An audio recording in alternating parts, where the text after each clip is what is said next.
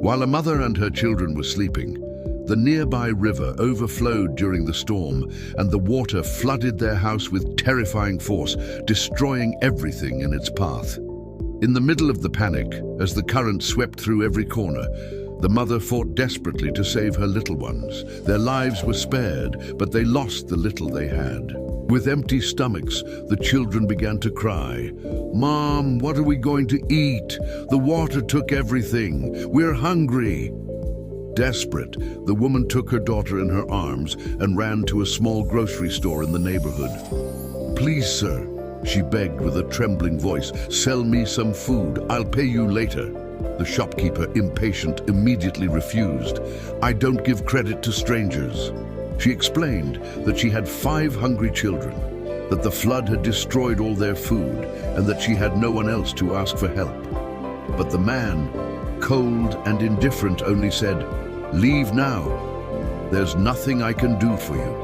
Still, thinking of her children, the mother pleaded again. "I beg you, I'll pay as soon as I can." The man refused once more. No money, no food, no hope. Near the door, another customer overheard everything. Touched by her words, he stepped forward and said, "I'll pay for her groceries. Don't worry about it." But the shopkeeper, with a hardened heart, ignored him too. Mocking her, he looked at the woman and said, "All right then, lady, do you have a list?" "Yes, sir," she replied softly. "Perfect. Put your list on the scale. Whatever your list weighs, that's what I'll give you in food." Nervously, the woman opened her purse, took out a small piece of paper, and wrote something down with shaking hands. Then she placed it on the scale. The moment the paper touched the tray, the scale dropped hard to one side, as if someone had placed a rock on it. The shopkeeper and the customer stood frozen in shock. Curious, the man began to add food to the other side of the scale, but it didn't budge. He added more and more and more. Still, the scale didn't move. Confused, he picked up the paper to read it. It wasn't a shopping list.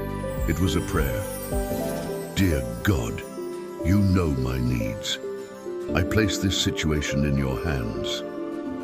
Silently, completely moved, the shopkeeper gave the woman all the food he had put on the scale. She left the store with a deep sigh of relief and a new light in her eyes. She knew God had heard her prayer, and that moment confirmed what she had always believed: God never abandons his children. The shopkeeper stood still, lost in thought. Moral of the story: